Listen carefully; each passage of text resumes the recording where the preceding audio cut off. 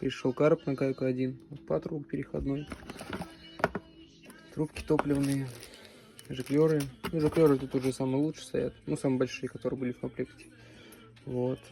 Взял бы 32-й, но не подойдет, потому что воздушный патрубок 50 мм, а вход вот этот вот 55 на 32-м, тут 50. Как думаете, прибавит мощности на каюхе? Сделан вроде как качественно, без лифтов, без всего. Плоскодроссельный.